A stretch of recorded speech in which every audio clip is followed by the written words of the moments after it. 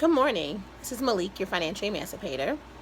So I wanted to do a video today to talk about the outrage that has been going on about the company Nike. Nike is a sports and apparel company, if you don't know. I'm just going to sip my tea a little bit.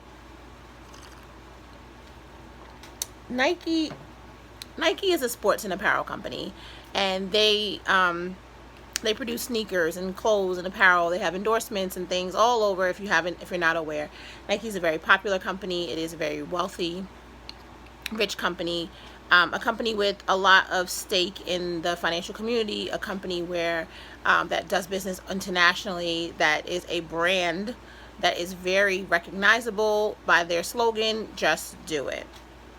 So this season, approaching football season, and with all of the other sports that are going on, Nike decided that they were going to do a campaign for a Just Do It. It's the 30th anniversary of their slogan, of their campaign, Just Do It. So it's the 30th anniversary. They decided to pick athletes and their stories to be the face of it. And they picked several athletes. They picked Serena Williams, LeBron James, many, many athletes who are very popular. And they also included a very popular figure in the NFL, or former figure in the NFL, Colin Kaepernick. If you don't know who Colin Kaepernick is, I'm not sure where you've been, but Colin Kaepernick is a quarterback for the San Francisco 49ers. He went to the Super Bowl 2 years prior to the end of his career, and he decided that he was going to kneel during the national anthem to bring awareness to social justice, including the killing of unarmed black men by police. And he wanted to bring attention to that by saying that the country is speaking with this national anthem and this community of togetherness, but they're forgetting about a group of people who are being killed in state-sanctioned murder, and there's never been any justice for it. And he wanted to bring attention to it with the platform that he had. So he did not say anything while the national anthem was playing. He didn't do anything. He knelt down, and a movement started. And he was kneeling for a while before anyone even noticed. And then they asked him, and then he brought up, he made his point, and the whole thing spiraled. Lo and behold, in the following season, he's dropped, and he's not able to be picked up in any other football team. He put his livelihood on the line. He has not since been able to obtain an NFL contract. He's suing the NFL for collusion, because he believes that all the teams colluded to not sign him, and they signed people with lesser stats, lesser skills, and they signed those people, but they refused to sign him. He's been allowed by a judge to move forward with his collusion case, whereas then he can depose the owners of the teams in order to determine if they have participated in a collusion of that, to say that he would not play. That is against the rules of the union in the NFL and against all proper protocol. And so if that is the case, he will be in a very good position to win that case. So one of the things about this is, as it relates to finances, I just gave you a really quick summary of the Colin Kaepernick issue and how Nike kind of brought it back to the forefront.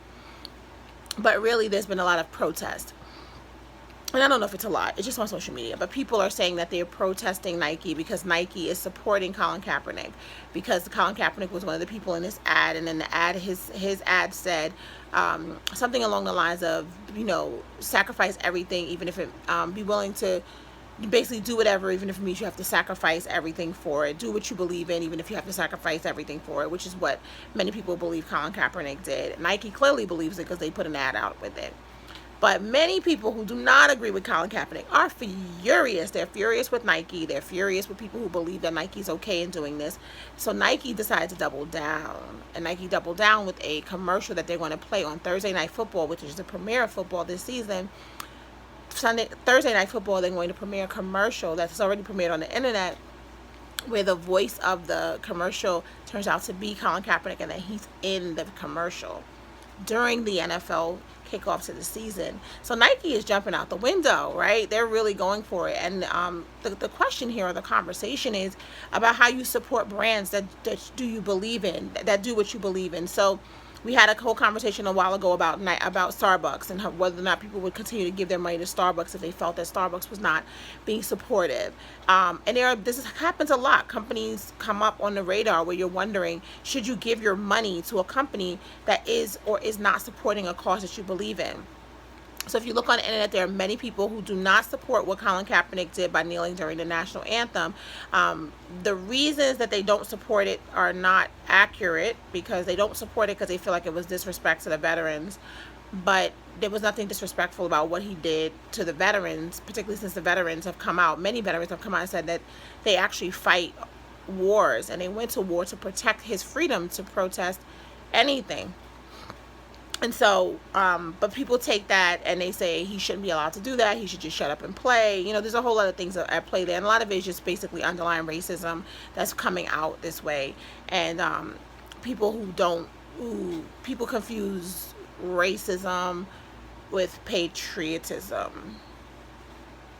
If you look at the history, people of color have been the most patriotic and died in droves on behalf of this country, fighting in wars and etc. So it's not as if people of color don't have patriotism, and patriotism is not just relegated to people who are white.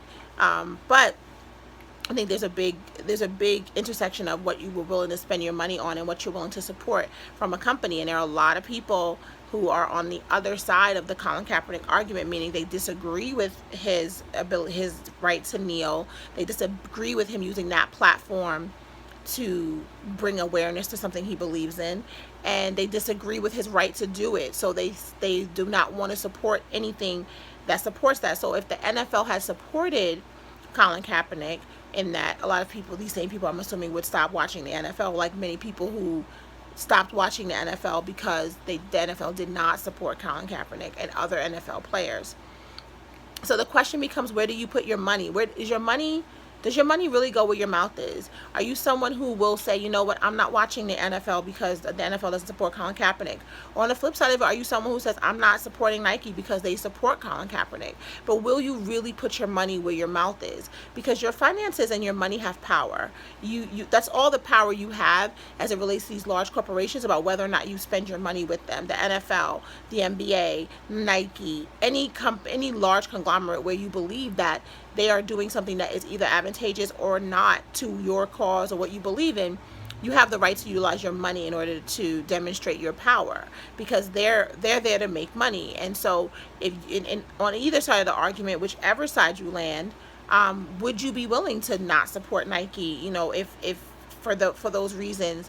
I remember when I was a kid, during the time of apartheid, my father was adamant that we would no longer support Reebok because Reebok was supporting apartheid in South Africa, and he was like, we're not supporting a company that does that. And I remember learning that very young. I mean, apartheid ended in South Africa in '94, so he was telling me this when I was a very small kid, and he's like, nope, no more are we going to support Reebok. And Reebok was one of the last companies to kind of come out of that support of apartheid in South Africa. So he was like, until they do, we will not support them. So I learned very early that your money has power. And so in this instance with Kaepernick and this new commercial, which I'm looking forward to seeing, and I haven't decided yet if I'm going to watch the NFL this season, but I'm looking forward to seeing the commercial and seeing how that plays out. But I think it's important for us, on whichever side of the argument you fall on, to be very mindful that your money does have power. And if you do not support the actions of a company, you don't have to support them with your dollars. There are other sneaker companies if you don't want to support Nike. There are other sports to watch, other things to do with your time if you don't want to support the NFL. But always remember that your money and what you spend it on has power and has value. And if you want to make a statement to these large companies, you have to do it in where they actually feel it, and that's in their pockets. And if it's just you, and you may not think, oh, that doesn't matter, it's just me not buying Nike anymore, or me not, supporting the NFL. It could be many people who do that, and they will feel it if there's something to feel. So always feel empowered to use your money however you want to demonstrate the power you have with these large conglomerate companies and with any situation. Don't use your money to support anything that doesn't support what you believe in. So just wanted to touch on that. we'll keep talking about these current events and things. And I love to hear your feedback. I'm seeing the comments and on the YouTube, and just keep dropping them. And if you haven't, follow me on Instagram at Financial Emancipation, and keep liking the video, share, and we'll be back talking about something else later on. Bye.